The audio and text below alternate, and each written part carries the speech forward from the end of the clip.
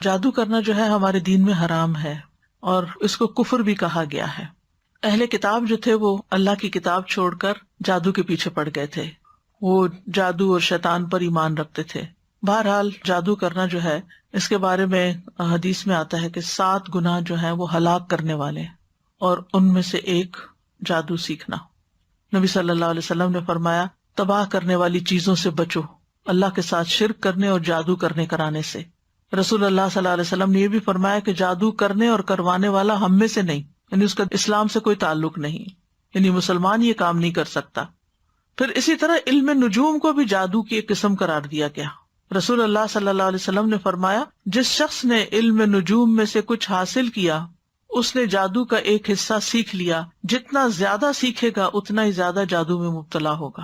تو اس سے یہ پتا چلتا ہے کہ اس میں ستاروں سے بھی کچھ مدد لی جاتی ہے، کچھ حساب کتاب رکھا جاتا ہے۔ رسول اللہ صلی اللہ علیہ وسلم نے فرمایا عادی شرابی، یعنی جو مرتے دم تک شراب نہ چھوڑے، جادو پر ایمان رکھنے والا، یعنی کرنے کرانے والا یا سیکھنے والا یا سکھانے والا، اور قطع رحمی کرنے والا جنت میں داخل نہ ہوگا۔ ہاں اگر لا الہ الا اللہ پڑھتا تو ہو سکتا ہے کہ پھر سزا بھگت کے جائے، اللہ رحم کر دے۔ اسلام میں جادو کرنے والی کی سزا کیا ہے کہ اس کو قتل کر دیا جائے، چھوڑا نہ جائے، تاکہ اس مرض کا خاتمہ کیا جائے، کیونکہ اگر وہ زندہ رات ہو سکتا خود نہ کرے، کسی اور کو سکھا دے۔ اور جب لوگوں کو پتا چلتا ہے نا کہ اس کا جادو چلتا ہے یا یہ جادو کرنے کا لوگ نہیں اس کو چھوڑتے، اور پھر وہ واپس پلٹ آتا ہے اسی چیز پر۔ بجالہ کہتے ہیں کہ ہمارے پاس حضرت عمر کا خط ان کی وفات سے 1 سال پہلے آیا، اس میں لکھا تھا ہر جادوگر کو قتل کر دو، حضرت عمر نے حکم دیا تھا، تو ہم نے ایک دن میں 3 جادوگر مار ڈالے۔ جادو کرنے کی مختلف وجوہات ہوتی ہیں، عموماً دشمنی، حسد، رنجش یا کسی سے انتقام لینے کے لیے جادو کیا کرایا جاتا ہے۔ اس کا مقصد ہوتا ہے کہ دوسرے کو کسی ذہنی یا جسمانی بیماری میں مبتلا کر دیا جائے، کوئی کسی کام کے قابل نہ رہے، یا اگر کچھ لوگ مل کے کوئی بزنس کر رہے ہیں اور وہ بزنس بہت فلرش کر رہا ہے تو دوسروں کو حسد ہو جاتا ہے کہ ان کو توڑو، آپس میں ان کے درمیان پھوٹ ڈالو تاکہ یہ الگ الگ ہو جائیں گے تو یہ کام کاروبار بھی بیٹھ جائے گا۔ اسی طرح میاں بیوی میں تفریق ڈالنا، والدین اور اولاد کے بیچ میں لڑائیاں ڈلوانا، پڑوسیوں میں فساد، دوستوں میں جدائی، بہن بھائیوں کے بیچ میں نفرت، رشتوں، اولاد یا کاروبار میں رکاوٹ یا بندش ڈالنا، یہ عام طور پر جادو کے مقاصد ہوتے ہیں۔ پھر جادو کی کئی اقسام ہیں۔ کچھ جادو انسان کو مار ڈالتے ہیں، یعنی ایسی بیماری لگ جاتی ہے انسان کو کہ وہ سروائیو بھی نہیں کر سکتا۔ کچھ صرف بیمار کر دیتے ہیں۔ کچھ جادو انسان کی عقل کو ختم کر دیتے ہیں۔ کچھ جادو انسان کے جسم کے کچھ حصوں کو بے حس بے حرکت کر دیتے ہیں۔ کچھ جادو ایسے ہیں کہ جو انسان کے حواس میں تبدیلی پیدا کر دیتے ہیں، یعنی چیز کچھ ہوتی ہے اس کو کچھ اور ہی نظر آ رہی ہوتی ہے، متحرک چیز کو ساکن دیکھتا ہے، ساکن کو متحرک دیکھتا ہے۔ کچھ جادو محبت کھینچ لاتے ہیں، کچھ جادو نفرت کی وجہ بنتے ہیں۔ تو بہرحال یہ سارے جو جادو کی اقسام ہیں ان کے نام بھی ہیں، جیسے سحر تفریق، سحر محبت، سحر تخیل، سحر جنون، سحر خمول جس میں صرف کاہلی سستی ہوتی ہے، سحر حواتف جس میں متاثر شخص چیختا پکارتا ہے، چیخے مارتا ہے، سحر امراض مختلف بیماریاں جیسے مرگی وغیرہ ہوتی ہے، سحر استحاضہ یعنی خواتین کو پیریڈز ختم ہی نہیں ہوتے۔ پھر جادو کی علامات بعض آہستہ آہستہ شروع ہوتی ہیں، بعض ایک دم اسٹرانگ آتی ہیں، جیسے سستی، گھبراہٹ، خاموشی، تنہائی کی عادت، کسی سے نہیں ملنا، کسی سے بات نہیں کرنی، ذہنی انتشار، حد سے زیادہ چڑچڑا پن، ذرا سی بات پہ بھڑک اٹھنا، کسی کام میں دل نہ لگنا، نماز روزہ عبادت چھوڑ دینا، بغیر کسی بیماری اور وجہ کے سر چکرانا، ڈراؤنے خواب آنا، خواب میں بھی رونا، چیخنا، چلانا، خون کے چھینٹے اور کپڑوں کو کٹا ہوا پانا، خامد بیوی کے درمیان آپس میں کوئی کشش محسوس نہ کرنا، بغیر کسی وجہ کے رشتہ داروں کا آپس کے معاملات میں بگاڑ ہو جانا، یعنی ایک دوسرے سے ملنا جلنا چھوڑ دینا۔ تو یہ اس کی ظاہری علامات ہوتی ہیں۔ اب یہ ہے کہ اس شر سے بچنے کے لیے کیا کرنا چاہیے، کیونکہ جن اور انسان دونوں ہی انسان کے دشمن ہو سکتے ہیں۔ سب سے پہلی بات یہ ہے کہ انسان اللہ کے ساتھ اپنا تعلق مضبوط کرے، اللہ پر بھروسہ کرے، اور دل میں یہ خیال نہ لائے اور یہ وہم نہ لائے کہ مجھے پر کوئی جادو کر دے گا، بلکہ اللہ پہ توکل کرے، اللہ کی پناہ لے۔ حدیث میں آتا ہے کہ اللہ تعالیٰ فرماتا ہے میرا بندہ اگر مجھ سے مانگتا ہے تو میں اسے دیتا ہوں جو محبوب بندہ ہوتا ہے، اگر وہ کسی سے میری پناہ مانگتا تو میں اس کو پناہ دے دیتا ہوں۔ پھر اللہ تعالیٰ کے احکامات کی حفاظت، حدیث میں آتا ہے احفظ اللہ یحفظ کا، تم اللہ کے احکام کی حفاظت کرو، اللہ تمہاری حفاظت کرے گا۔ نمازوں کی حفاظت، یعنی جو نمازوں کی حفاظت کرتا ہے وہ اللہ کے ذمے میں ہوتا ہے، اللہ کی حفاظت میں ہوتا ہے۔ خصوصاً نماز فجر کی حفاظت. اسی طرح اشراق کا پڑھنا. رسول اللہ صلی اللہ علیہ وسلم نے فرمایا، اللہ عز و جل فرماتا ہے، اے ابن آدم تو دن کے پہلے حصے میں میرے لیے 4 رکعتیں پڑھ لیا کر، میں اس دن کے آخری حصے تک تیری کفایت کروں گا. پھر طہارت کا خیال رکھنا. یاد رکھیے یہ جنات اور یہ شر اور شیاطین اور یہ جادو کے اثرات ان لوگوں پر زیادہ ہوتے ہیں جو پاک صاف نہیں رہتے، اپنے ڈرٹی بالوں کو صاف نہیں کرتے، اپنے استنجا کا صحیح اہتمام نہیں کرتے، یا نہاتے نہیں ہیں، یا صاف کپڑے نہیں پہنتے، یا اندھیرے میں رہنا پسند کرتے ہیں، یا سیاہ رنگ ان کو بہت پسند ہوتا ہے کیونکہ سیاہ رنگ کے اوپر شیاطین زیادہ آسانی سے کام کر لیتے ہیں. پہلے بھی حدیث میں نے آپ کو سنائی تھی کہ جب انسان سو کر اٹھے تو اپنے ناک کو خوب جھاڑے، کیونکہ شیطان جو ہے ناک کے باندھنے پر رات گزارتے ہیں. پھر صبح شام کی اذکار کی پابندی کریں. سونے جاگنے کے اذکار کی پابندی وہ بھی حفاظت کے لیے بہت ضروری ہے. بیت الخلاء میں جاتے ہوئے دعا پڑھیں. ہر کام سے پہلے بسم اللہ پڑھیں، کیونکہ جس کام میں بسم اللہ ہو جاتی ہے تو شیطان وہاں سے نکلتا جاتا ہے، وہ اس میں داخل نہیں ہو سکتا، شامل نہیں ہو سکتا. جیسے انسان اپنے گھر میں داخل ہوتا ہے تو بسم اللہ پڑھ کے دروازہ کھولے، کھانا کھانے لگتا ہے تو بسم اللہ پڑھ کر کھائے. اور اسی طرح لائٹ آف کر رہا ہے، لائٹ آن کر رہا ہے، کوئی چیز اٹھا رہا ہے، رکھ رہا ہے، تو بسم اللہ کو تکیہ کلام بنا لینا چاہیے ایک طرح سے لباس اتارتے وقت. اور پھر اسی طرح دائیں ہاتھ سے کھانا اور پینا چاہیے، کیونکہ شیطان بائیں ہاتھ سے کھاتا ہے. تو اگر بائیں ہاتھ سے آپ کھاتے ہیں تو شیطان بیچ میں شریک ہو جاتا ہے اور اس کو اپنا عمل کرنے کا موقع مل جاتا ہے. پھر مغرب کے وقت بچوں کو خاص طور پہ گھر سے باہر نہیں نکالنا چاہیے، کیونکہ مغرب کے قریب شیطان جنات جو ہیں وہ زمین پر پھیل جاتے ہیں اور اچکتے پھرتے ہیں. اب اس کا علاج کیسے کرنا چاہیے؟ سب سے پہلے یہ ہے کہ انسان قرآن سے علاج کرے. قرآن شفا ہے، نافع علاج ہے. قل هو للذین آمنوا ھدی وشفاء، کہہ دیجئے یہ ان لوگوں کے لیے جو ایمان لائے ہدایت اور شفا ہے. وَنُنَزِّلُ مِنَ الْقُرْآنِ مَا هُوَ شِفَاءٌ وَرَحْمَةٌ لِّلْمُؤْمِنِينَ وَلَا يَزِيدُ الظَّالِمِينَ إِلَّا خَسَارًا. ہم قرآن میں جو کچھ نازل کرتے ہیں وہ مومنوں کے لیے تو شفا اور رحمت ہے، مگر ظالموں کے خسارے میں ہی اضافہ ہوتا ہے. حضرت عائشہ سے مروی ہے کہ رسول اللہ صلی اللہ علیہ وسلم ایک مرتبہ ان کے پاس تشریف لائے تو دیکھا ایک عورت حضرت عائشہ کا علاج کر رہی ہے، بیمار جو تھی یا ان کو دم کر رہی ہے. تو آپ نے فرمایا کتاب اللہ کے ساتھ اس کا علاج کرو. آپ کو معلوم ہے کہ اس زمانے میں مدینہ میں کوئی حکیم، کوئی ڈاکٹر کچھ بھی نہیں تھا، وہ لوگ عام طور پہ بیمار نہیں ہوتے تھے. تو ایک حکیم کو پتا چلا کہ اس علاقے میں کوئی حکیم نہیں، تو وہ آ گیا کہ میں یہاں رہ کر لوگوں کا علاج کروں گا. 6 مہینے گزر گئے، اس کے پاس کوئی بھی نہیں آیا کہ کوئی بیمار نہیں پڑا. تو آخر اس نے راز پوچھا کہ کیا وجہ ہے. اس نے کہا کہ اس وقت تک ہم نہیں کھاتے جب تک بھوک نہیں لگتی، اور جب بھی بھوک باقی ہوتی ہے تو کھانا چھوڑ دیتے ہیں.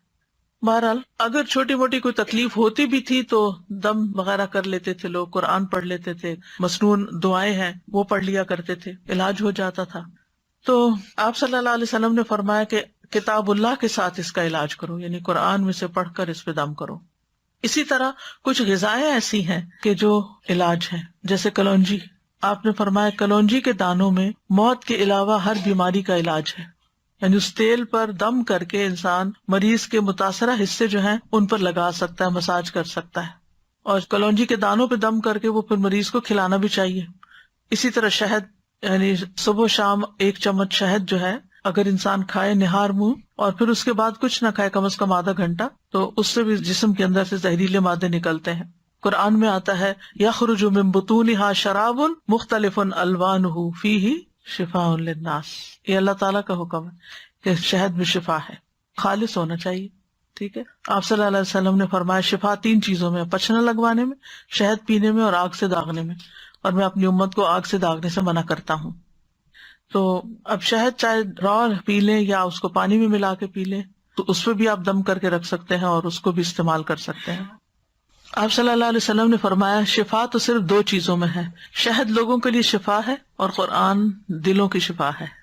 پھر آب زمزم، جس مقصد کے لیے اس کو پیا جائے تو اس سے شفا ہوتی ہے.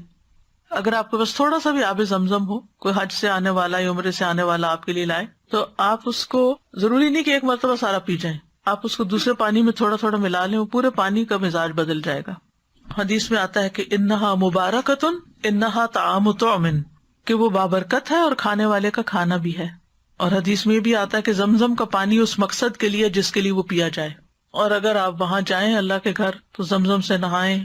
نیچے وہ جگہ بنی ہوتی تھی پہلے، آپ کو نہیں معلوم، تو لوگ اپنے اوپر بھی بہاتے تھے. پیچھے کا صفا مروہ کی طرف سے جائے نا باہر نکل کے، تو وہاں ٹیپس لگی ہوئی ہیں جہاں ڈائریکٹ زمزم آ رہا ہوتا ہے. بوٹل بھر کے لے آئیں اور اپنے اوپر تھوڑا تھوڑا تھوڑا کر کے سارا بہا لیں. اس کو دم کر کے بھی نہا سکتے ہیں، اس سے بھی بیماری جاتی ہے، اور صبح شام اس کو پیا جائے.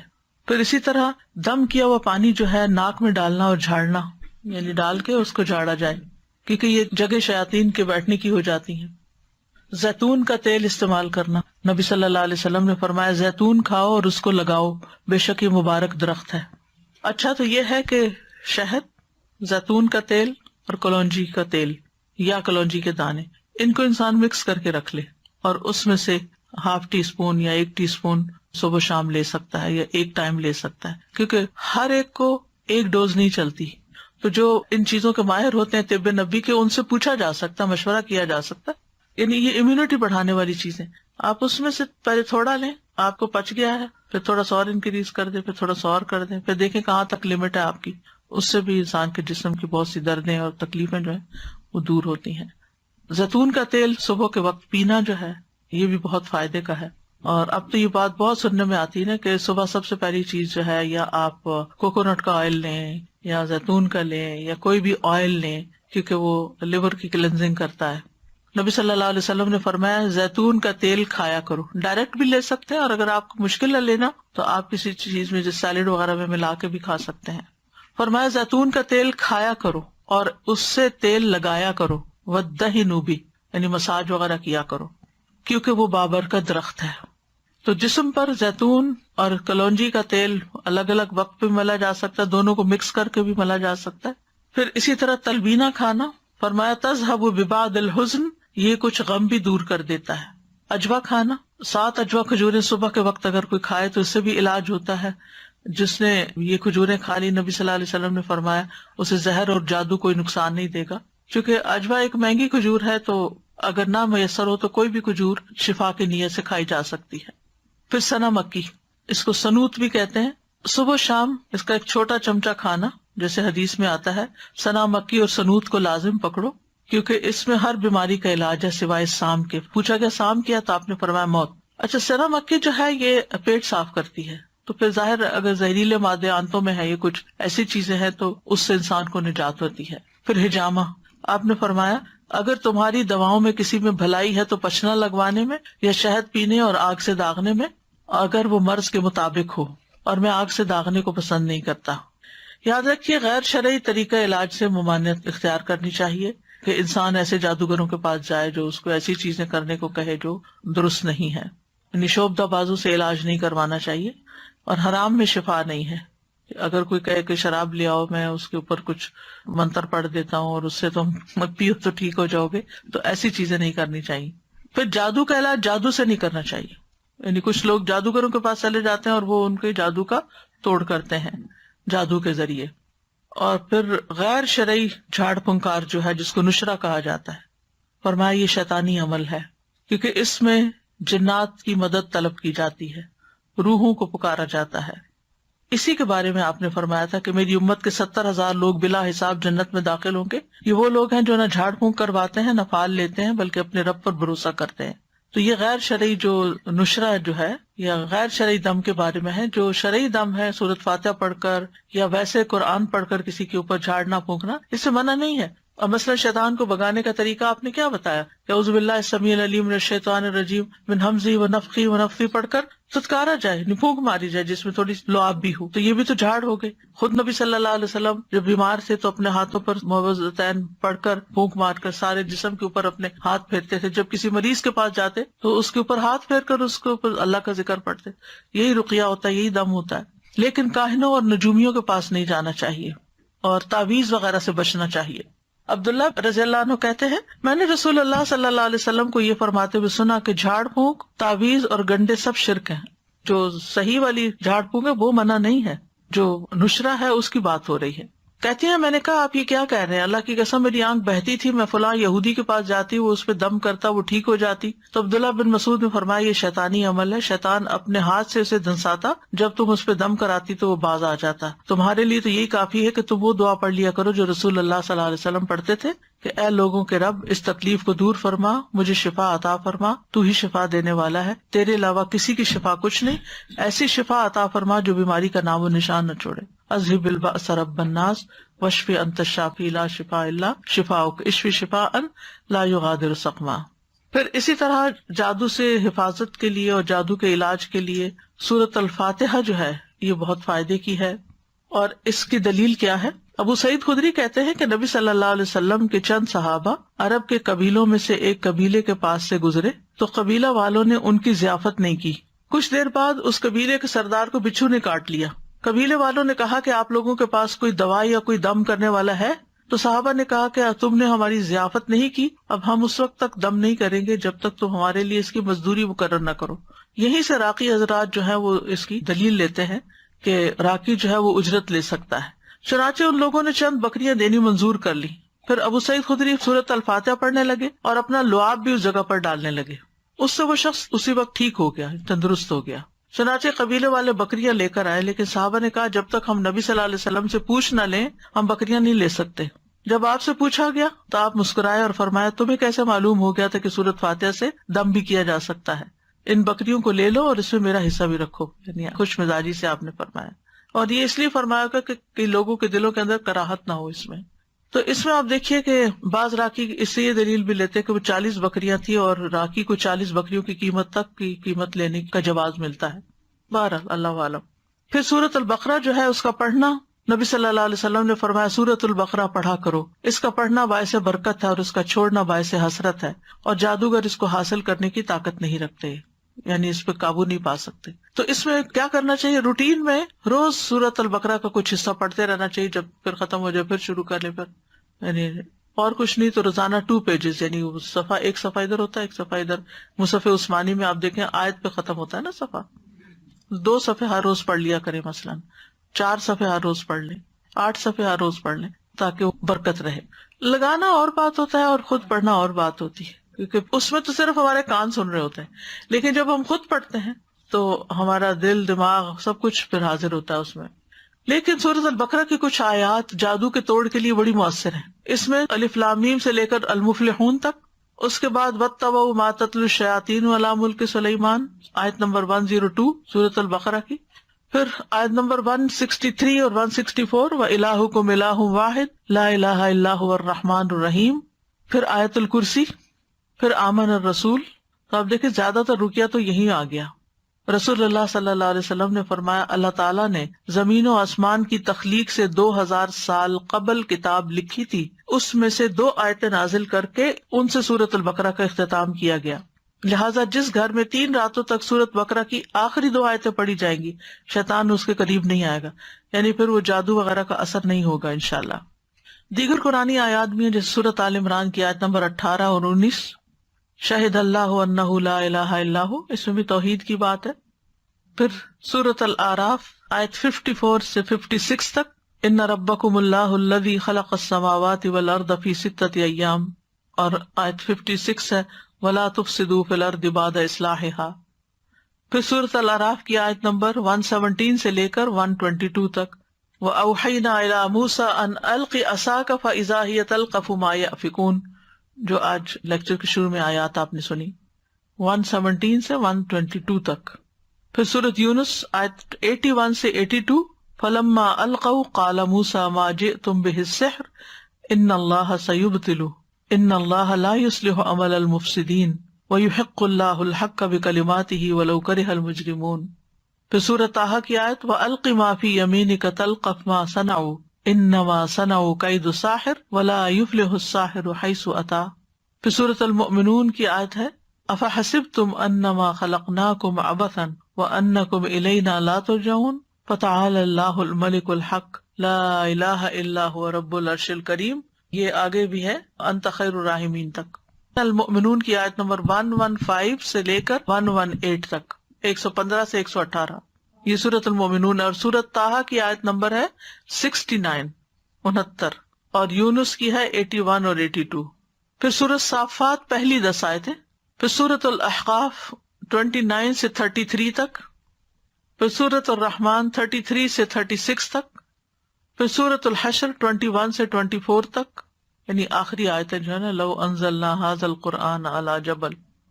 پھر اس کے بعد سورۃ التغابن آیت 14 سے 16 تک، پھر ہے سورۃ الجن آیت نمبر 1 سے 9 تک، پھر معوذات قل هو اللہ احد، قل اعوذ برب الفلق، قل اعوذ برب الناس، پھر کچھ مسنون دعائیں بھی ہیں۔ شہد کے بارے میں پوچھنا چاہ رہی تھی کہ اب آج کل تو جیسے مطلب شہد کی مکھیوں کو بھی وہ اس طرح سے نہیں ہوتا کہ شہد مکھی جا کے پھول سے جا کر لے، وہ رکھ دیتے ہیں کنسنٹریٹڈ سیرپ جس سے پھر وہ شہد بناتی ہیں، تو کیا وہ بھی اس میں آئے گا؟ اگر بالکل نہ ملے اصلی شہد تو پھر وہ بھی لے سکتے ہیں، کیونکہ بہرحال شہد کی مکھی اسے پروسیس کرتی ہے اس شوگر کو، تو اس کی کیفیت بدل جاتی ہے۔ آپ نے کہا تھا کہ یہ جب جادو کرتے ہیں نا تو یہ روحوں کو بھی بلاتے ہیں، رائٹ؟ جن وغیرہ جو ہوتے ہیں، ناٹ انسانوں کی مری ہوئی روح ہیں، وہ نہیں۔ سازا ایک سوال پوچھنا تھا کہ اگر کسی کے اوپر جیسے جادو کا اثر ہو لیکن اس کو نہیں اندازہ کہ اس کے اوپر اثر ہے، اس کو اس کے اثرات محسوس ہو رہے ہیں، کوئی بیماری میں مبتلا ہو گیا، کسی پریشانی میں، اب وہ اس پریشانی کو دور کرنے کے لیے ذکر اذکار، نماز، روزہ جو بھی اپنے طور سے کر رہا ہے، تو کیا ضروری ہے کہ وہ علاج کا سوچ کے ہی جادو کا علاج کیا جائے، یا وہ اپنے جو نارمل اپنے یعنی ذکر اذکار میں بھی اضافہ کر دیتا ہے تو اس سے بھی اس کا علاج توڑ ہو سکتا ہے؟ اس سے بھی توڑ ہو سکتا ہے، ضروری نہیں کہ وہ یہ سوچ کے کرے کہ مجھ پہ جادو ہوا ہوا تو میں جادو کا توڑ کر رہا ہوں۔ اگر ویسے بھی، کیونکہ کبھی کبھی ذہن نہیں جاتا آپ کا کہ کوئی جادو کا اثر ہوگا، بٹ آپ کو اثرات محسوس ہو رہے ہوتے ہیں اس کے۔ لیکن جب آپ وہ قرآن وغیرہ پڑھتے ہیں، جو بھی ایک میں ابھی انشاءاللہ اینڈ پہ بتانا چاہ رہی تھی، ابھی بتا دیتی ہوں، اس سے جو کہ آپ نے پوچھ ہی لیا، کہ رقیہ بھی کئی قسم کا ہے۔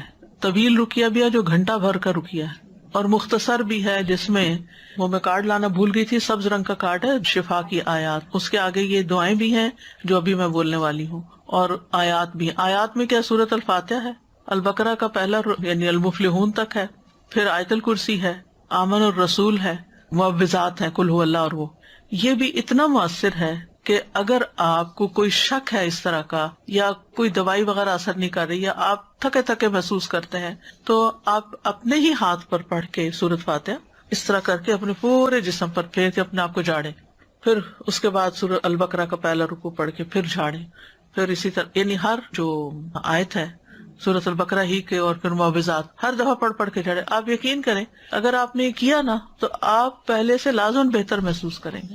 ایک دفعہ آپ کا اپنا ہاتھ ہی پھر گیا نا تو اسے ایک تو جسم کی سرکولیشن بھی ہو جاتی، دوسرا جب آپ اس کو جھاڑتے ہیں اس طرح کر کے تو آپ کو یوں لگتا ہے جس سے آپ سے کوئی چیز، کوئی نیگیٹو انرجی گئی ہے، اور آپ کو بہت اچھا فیل ہوتا ہے۔ یہ تو کبھی کبھار ایسا کر ہی لینا چاہیے، لیکن بعض اوقات یہ ہوتا ہے کہ آپ کی اتنی اسپرٹس لو ہیں کہ کچھ لوگ پڑھ ہی نہیں سکتے، یا کچھ لوگ پڑھتے ہیں بس وہ بے یقینی کے ساتھ پڑھتے ہیں، آدھا دل سے پڑھا آدھا نہیں پڑھا۔ تو آپ دیکھیں جب ہم بیمار بھی ہوتے ہیں نا تو سب سے پہلے کیا کرتے ہیں، ہم ٹوٹکے کرتے ہیں، گھر میں کرتے ہیں نا، چائے پی، لونگ والی چائے پی لو، ادرک والی چائے پی لو، ٹیبلٹ کھا لو، پین کلر لے لو، سوپ لے لو، یخنی پی لو، وغیرہ وغیرہ، یہ کام کرتے ہیں۔ اور جب نہیں کام چلتا پھر کیا کرتے ہیں، پھر ڈاکٹر کے پاس جاتے ہیں۔ تو بعض اوقات ڈاکٹر وہی چیز آپ کو بتا رہا ہوتا ہے جو آپ خود بھی کر رہے تھے۔ کس چیز کا فرق پڑتا ہے، پہلے آپ یقین سے نہیں کر رہے تھے، پہلے آپ بس تکے بازی کر رہے تھے نا کہ شاید اس سے ہو جائے، شاید، لیکن اب کیا ہے، ڈاکٹر نے بتایا اب تو یہ فائدہ دے گا ہی مجھے، یعنی ایک اور طرح کی فیلنگ آتی ہے۔ اسی طرح ایک بات آپ کسی ایک عام انسان کے منہ سے سنتے ہیں تو آپ پر اثر نہیں ہوتا، وہی بات ایک اسکالر یقین کے ساتھ کہتا ہے تو آپ اس کو پکڑ لیتے ہیں، یعنی کہنے والے کے کہنے سے بھی بڑا فرق پڑتا ہے، ڈائریکشن مل جاتی ہے ایک۔ اور پھر یاد رکھیے اس میں انسان کی نفسیات انوالوڈ ہے، انسان کی سوچ کا بڑا عمل دخل ہے، انسان کی جو کیفیات ہیں ان کا بڑا عمل دخل ہے۔ آپ نے دیکھا ہوگا کہ کچھ لوگوں کے پاس آپ تھوڑی دیر بیٹھ جائے تو آپ ایک فریش فیل کرنے لگتے ہیں۔ اب مثال کے طور پر جو سائیکاٹرسٹ ہوتے ہیں وہ باتیں ہی تو کرتے ہیں، تو آپ باتوں سے کیوں ٹھیک ہو جاتے ہیں؟ کیونکہ وہ ایسی باتیں کرتے ہیں کہ جو ایک سینس بناتی ہیں، پھر آپ کے اپنے جو کنفیوژن وہ دور ہونے لگتے ہیں، آپ اپنے آپ کو انالائز کرنے لگتے ہیں، پھر آپ اتنا بڑا پہاڑ جو بنایا ہوا ہوتا ہے وہ بالکل چھوٹا سا بنایا جاتا ہے کہ ہاں یہ تو کچھ بھی نہیں تھا، میں نے کیوں اس کو اتنا ہوا بنایا ہوا تھا، میں اس چیز سے کیوں ڈر رہی تھی۔ تو بعض اوقات انسان جو چیز سوچتا رہتا ہے نا وہی ہونے بھی لگتی ہے، اللہ جانتا ہے اس کے پیچھے کیا حکمت ہے۔ جب ہم ایک بات سوچے جاتے تو وہ چیزیں، آج ہی میں سن رہی تھی کسی کا کہ کسی نے کہا کہ یہ بات ریسرچ بیسڈ ہے، یعنی صرف ایسی نہیں ہے۔ وہ کہتے ہیں کہ جو لوگ تیز گاڑی چلاتے ہیں ان کے ایکسیڈنٹس کم ہوتے ہیں بنسبت ان لوگوں کے جو ڈرے رہتے ہیں اور کہتے ہیں کہیں میں ایکسیڈنٹ نہ کر دوں، وہ زیادہ ایکسیڈنٹ کرتے ہیں، کانفیڈینس نہیں ہوتا۔ تو یہ جو یقین ہے نا یہ بڑی دولت ہے، جو کانفیڈینس ہے یہ بڑی دولت ہے کسی انسان پر آپ کا اعتماد ہو تو اس کی چھوٹی سی بات بھی آپ کو لگ جاتی ہے، اور اگر کسی پر نہیں تو وہ بڑی بڑی بات بھی آپ کو سمجھائے تو آپ کہتے ہیں بس یہ تو باتیں ہی کرتا ہے، اس کی کیا بات ہے، یقین نہیں آتا آپ کو اس پر۔ اب دیکھیے ہمارا دین تو بنیاد ہی ایمان پر ہے، اللہ پر ایمان لاؤ، رسول پر ایمان لاؤ، رسول پر ایمان لاتے ہیں تو ان کی ہر بات کو ہم سنت سمجھ کے، ثواب سمجھ کے، ریچول سمجھ کے کرنا شروع کر دیتے ہیں، اور بعد میں ہمیں پتا چلتا ہے اس کا تو یہ اور یہ فائدہ تھا، اور ہم پہلے سے ہی کر رہے ہوتے ہیں۔ اس علاج میں یہ بات ضرور ذہن میں رکھیے، یقین کی بات۔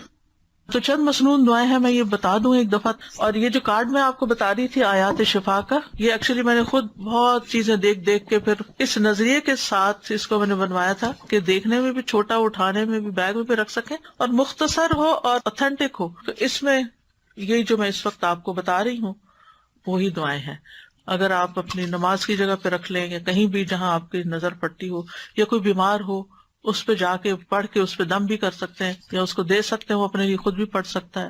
اسی طرح یہ کتاب ہے جادو، حقیقت اور علاج، اس میں کافی ڈیٹیل ہے، اگر انسان حقیقت معلوم کر لے تو پھر خوف زیادہ نہ ہو، اس سے نکل آئے، اور یہ یقین رکھے کہ میں ٹھیک ہو جاؤں گا۔ یعنی جب بیمار کو یہ ہوتا کہ میں نے ٹھیک کوئی نہیں ہونا، جیسے وہ ایک بوڑھے کے بخار ہو گیا تھا تو آپ نے اس کو جب سمجھایا تو اس نے کہا کہ نہیں یہ تو مجھے قبر میں اتار کے ہی چھوڑے گا، تو آپ نے کہا پھر ٹھیک ہے۔ تو سوچ سے بھی بہت تعلق ہوتا ہے چیزوں، پازیٹو سوچیں ہمیشہ۔ ایک اور دعا، اعوذ بکلمات اللہ التامات التی لا یجاوزہن بر ولا فاجر من شر ما خلق وذرأ وبرأ ومن شر ما ينزل من السماء ومن شر ما يعرج فيها ومن شر ما ذرأ في الأرض ومن شر ما يخرج منها ومن شر فتن الليل والنهار ومن شر كل طارق إلا طارق يطرق بخير يا رحمن۔ میں اللہ کے کامل کلمات کے ساتھ پناہ پکڑتا ہوں جن سے آگے نہ تو کوئی نیک اور نہ ہی کوئی برا شخص بڑھ سکتا ہے، ہر اس چیز کے شر سے جس کو اس نے بنایا، پیدا کیا اور پھیلایا، ہر اس چیز کے شر سے جو آسمان سے اترتی ہے، اور اس چیز کے شر سے جو اس میں چڑھتی ہے، اور اس چیز کے شر سے جسے اس نے زمین میں پیدا کیا، اور اس چیز کے شر سے جو اس سے نکلتا ہے، اور رات اور دن کے فتنوں کے شر سے، اور رات کو آنے والے کے شر سے، سوائے اس کے جو خیر کے ساتھ آئے، اے رحم فرمانے والے۔ یہ جو ہے جبریل علیہ السلام کی سکھائی ہوئی دعا ہے، ٹھیک ہے۔ ابو طیاح کہتے ہیں ایک آدمی نے عبد الرحمن بن خنبش سے پوچھا کہ رسول اللہ صلی اللہ علیہ وسلم نے اس وقت کیا کیا جب ان کے پاس شیاطین آئے؟ انہوں نے کہا شیاطین مختلف وادیوں گھاٹیوں سے اتر کر آپ کے پاس آئے، اور ان میں سے ایک شیطان کے ساتھ آگ کا شعلہ تھا جس کا ارادہ یہ تھا کہ وہ رسول اللہ صلی اللہ علیہ وسلم کو جلا دے، یعنی اتنے ڈھیروں ڈھیر آ گئے، لیکن وہ مروب ہو گیا، خود ہی پیچھے ہٹنے لگا۔ اتنی دیر میں جبریل آپ کے پاس آئے اور کہنے لگے اے محمد کہیے۔ آپ نے پوچھا کیا کہوں؟ انہوں نے کہا آپ کہیے یہ دعا، یہ پڑھیے، یعنی اگر ڈھیروں شیطان بھی آپ کے پیچھے لگ جائیں تو اس دعا سے بھاگ جائیں گے انشاءاللہ۔ اور اس میں پناہ لی گئی ہے اللہ کے سارے کلمات سے، سب کتابوں یعنی قرآن اور اس کے علاوہ بھی جو کچھ ہے، اور پھر ہر چیز کے شر سے، جو اوپر سے آئے، جو نیچے سے جائے، رات کا شر، دن کا، ہر قسم کا شر، اور ہر طرح کے فتنے اور ہر طرح کے حادثے جو رات کو آئیں یا دن کو آئیں۔ تو یہ دعا بہت فائدے کی ہے، صبح شام کی دعاؤں میں آپ شامل کر سکتے ہیں۔ اسی طرح ایک اور دعا بھی ہے، اعوذ بوجہ اللہ العظیم الذی لیس شیء اعظم منہ وبکلمات اللہ التامات التی لا یجاوزہن بر ولا فاجر وباسماء اللہ الحسنی کلہا ما علمت منہا وما لم اعلم من شر ما خلق وبرأ وذرأ۔ میں اللہ کے عظیم چہرے کی پناہ پکڑتا ہوں جس سے عظیم کوئی اور چیز نہیں، اور اس کے مکمل کلمات کے ساتھ پناہ لیتا ہوں جن سے آگے کوئی نیک یا بد بڑھ ہی نہیں سکتا، اور اس کے تمام اسماء حسنہ کے ساتھ پناہ لیتا ہوں جن کو میں جانتا ہوں، جن کو میں جانتا بھی نہیں ہوں۔ کس سے؟ ہر اس چیز کے شر سے جس کو اس نے بنایا، پیدا کیا اور پھیلا دیا۔ بات ہی ختم، کوئی چیز بچی نہیں۔ کعب الاحبار کہتے ہیں اگر میں یہ چند کلمات نہ پڑھتا تو یہودی مجھے گدھا بنا دیتے، یعنی یہ حضرت کعب الاحبار جو کہ یہودی عالم تھے وہ پڑھا کرتے تھے، کیونکہ یہود بہت زیادہ جادو میں پڑ گئے تھے، تو اس کا انہوں نے توڑ بتایا۔ پھر اعوذ بکلمات اللہ التامات من غضبہ وشر عبادہ ومن ہمزات الشیاطین وان یحضرون۔ میں اللہ کے تمام کلمات کی پناہ میں آتا ہوں اس کی ناراضگی سے، اس کے بندوں کی شرارتوں سے، شیطانوں کے وسوسوں سے، اور اس بات سے کہ وہ میرے پاس آئیں۔ پھر اعوذ بکلمات اللہ التامات من کل شیطان وہامۃ ومن کل عین لامۃ۔ میں پناہ پکڑتا ہوں اللہ کے پورے کلمات کے ذریعے، اور ہر ایک شیطان سے، اور ہر زہریلے جانور سے جیسے سانپ، بچھو وغیرہ، اور ہر نقصان پہنچانے والی بری نظر سے۔ پھر 3 دفعہ شام کے وقت اعوذ بکلمات اللہ التامات من شر ما خلق اور بسم اللہ الذی لا یضر مع اسمہ شیء فی الارض ولا فی السماء وہو السمیع العلیم. پھر اسی طرح اگر آپ دوسرے کو دم کر رہے ہیں تو اللہم رب الناس مذہب البأس اشفی انت الشافی لا شفاء الا شفاء الا انت شفاء لا یغادر سقما، یہ صحیح بخاری کی روایت ہے. پھر اذہب البأس رب الناس انت الطبیب وانت الشافی، اے اللہ جو لوگوں کا رب ہے تکلیف دور کر دے، تو ہی طبیب، تو ہی شفا دینے والا ہے. امسح البأس رب الناس بیدک الشفاء لا کاشف لہ الا انت، اے لوگوں کے رب اس تکلیف کو دور کر دے، شفا تیرے ہاتھ میں ہے، تیرے علاوہ کہیں اور سے شفا نہیں مل سکتی. پورا یقین و توکل اور بھروسہ اللہ پہ. بسم اللہ ارقیک من کل شیء یؤذیک من شر کل نفس او عین حاسد اللہ یشفیک بسم اللہ ارقیک، میں اللہ کا نام لے کر آپ پر دم کرتا ہوں ہر اس چیز سے جو آپ کو تکلیف پہنچائے، ہر نفس کے شر سے اور نظر بد سے، اللہ آپ کو شفا عطا فرمائے. میں اللہ کا نام لے کر آپ پہ دم کرتا ہوں. بسم اللہ یبریک ومن کل داء یشفیک ومن شر حاسد اذا حسد وشر کل ذی عین، اللہ کے نام کے ساتھ وہ آپ کو صحت دے اور ہر بیماری سے شفا دے، اور حاسد کے شر سے جب وہ حسد کرے، اور ہر بری نظر والے کے شر سے محفوظ رکھے. اور اسأل اللہ العظیم رب العرش العظیم ان یشفیک 7 دفعہ پھر پڑھے. میں اللہ عظمت والے سے دعا کرتا ہوں جو عرش عظیم کا رب ہے کہ وہ تمہیں شفا دے دے. تو یہ ہے علاج، آپ خود بھی کریں، اگر نہیں کام چلتا تو پھر کسی ماہر راقی سے بھی کروا سکتے ہیں علاج. لیکن توڑ اللہ کے کلام میں ہی ہے جو کہ جائز بھی ہے اور فائدہ مند بھی ہے، کیونکہ غلط طریقوں سے جادو کا توڑ جادو سے کرانا جو ہے یہ منع ہے. اور بعض اوقات وہ جنات کو اس طرح مدد کے لیے پکارتے ہیں کہ جس میں شرک کا پہلو بھی آ جاتا ہے. اچھا ایک بات یہ کہ جب آپ علاج کرا رہے ہو نا تو کسی سے ذکر بھی نہ کریں، کیونکہ شیاطین پھر اور ہوشیار ہو جاتے ہیں اور مزید اٹیک شروع کر دیتے ہیں بعض اوقات. سادہ جی میں ایک کوشچن بس پوچھ رہی تھی کہ نظر بد اور جادو سیم تھنگ ہے یا ڈفرینٹ ہے؟ نظر بد جادو الگ ہے، نظر بد الگ ہے، علاج ایک ہی ہے تقریباً. السلام علیکم استاذ. جی وعلیکم السلام. میں تھوڑا سا لمبی بات کروں گی، ہو سکتا ہو جائے، لیکن یہ ہے کہ یقین کے لیے سب کو میں آج ہی کا تازہ اپنا واقعہ سنانا چاہتی ہوں. جی سنائیے. میں انگلینڈ سے آئی ہوئی ہوں یہاں پر تو وزٹ کے لیے، تو آج میں آپ سے ملنے کے لیے آ رہی تھی. تو 2-3 دن سے میں یہ پروگرام بنا رہی تھی بہن کے ساتھ کہ مجھے لے چلو، تو میں ساتھ ہی اپنے اندر فیصلہ کر رہی تھی، کسی سے کوئی بات نہیں کی، کیونکہ 15 میں اسلام آباد گئی تھی آپ کے ادارے میں کورس کرنے کے لیے. تو میں وہاں 2-3 ماہ رہی ہوں، تو تقریباً 3 سپارے ہمارے ہو گئے تھے. لیکن یہ ہے کہ اچانک یہ ایک دن نا میرے ساتھ واقعہ پیش آیا کہ میں وہاں ٹوائلٹ میں گئی ہوں، تو وہاں پر نا مجھے جیسے ہی اپنے ہی یونیفارم میں ایک لڑکی نظر آئی ہے سامنے، تو اس نے مجھ سے سٹاپ کرا کے تو پوچھا ہے، تو کہتی ہے کہ آنٹی آپ سارے ایگزام دے رہی ہیں؟ تو میں نے اس کی طرف دیکھا تو اس کی آنکھوں میں نا کچھ یعنی کہ عجیب چیز نظر آئی ہے. تو میں چونکہ کلاس چھوڑ کے آئی تھی، میں جلدی میں تھی، میں نے رکی نہیں اور اس چیز پہ میں نے بادر ہی نہیں کی، تو میں واپس چلی گئی اس کو یہ کہہ کے کہ جی میں دے رہی ہوں ایگزام. لیکن نیکسٹ ڈے سے ہی میرا پیٹ ایسے خراب ہوا کہ میری وہ دوبارہ علاج ہو ہی نہیں سکا. 3 ویک میں میرا 11 کلو سے زیادہ ویٹ کم ہو گیا. جہاں بھی میں گئی جو چیز بھی اندر کچھ جا ہی نہیں رہا تھا، یہاں تک کہ ڈاکٹر نے پھر مجھے یہی کہہ دیا کہ آپ واپس چلی جائیں، یہاں کا پانی آپ کو سوٹ نہیں کیا. میں اور میری بیٹی دونوں ہم تھے وہاں پر. تو بہت دکھ تھا میری بیٹی کو بھی چھوڑ کے آنے کا، مجھے بھی، کہ بہت کوششوں کے بعد میں گئی تھی وہاں یہ کرنے. بہرحال میں واپس آ گئی مختصر. یہاں آ کے ہی بیٹی نے تو اللہ کا شکر ہے کہ کر لیا، آن لائن کر لیا، تو اس کا کمپلیٹ ہو گیا، میں نہیں کر سکی. پھر اس کے بعد چھوٹی موٹی یہ بقرہ وغیرہ اور عمران سورت کی میں نے کورس کیے، لیکن وہ میرا نہیں ہو سکا. میں نے اس چیز پہ کوئی توجہ نہیں دی تھی. لیکن کچھ عرصہ سے میں یہ فیل کر رہی ہوں کہ تب سے مجھے ایسے لگتا تھا کہ میرے برین پہ جیسے ایک ڈھکن بند کر دیا جاتا ہے، میں وہ میمورائز نہیں کر پا رہی قرآن جیسے میں پہلے کرتی تھی. تو میں نے نہیں کیا، لیکن یہ اب کچھ وہم سا کہہ لے، میں نے اس کو وہم ہی سمجھا، اور میں نے یعنی کہ نا یہ سوچنا شروع کیا کہ وہ کیا تھا. وہ مجھے ہر دفعہ پنچ کرتا تھا کہ وہ لڑکی، اس کی آنکھیں، وہ کیا تھا اور وہ کون تھا. تو اب میں کچھ وہم میں آئی تو میں نے سوچا کہ میں آپ سے ذکر کروں گی اس چیز کا کہ شاید مجھے کچھ ایسا اثر ہے کہ اس کے علاج کا. لیکن نظر بھی ہو سکتی ہے کیونکہ آپ کی ایج زیادہ تھی عام بچیوں سے، تو انہوں کو اچھا آپ پڑھ رہی ہیں، آپ کس پارے ہو رہے ہیں. اسی وجہ سے میں کیونکہ شور نہیں تھی تو لیکن یہ میں نے سوچا آپ سے ذکر کر کے آپ سے پوچھوں گی. لیکن آج صبح جب میں نماز کے بعد بیٹھی تو مجھے یہی آپ جو حدیث سنا رہی ہیں یاد آئی کہ وہ 70,000 جو کہ نہ جھاڑ پونچھ کرتے نہ کچھ.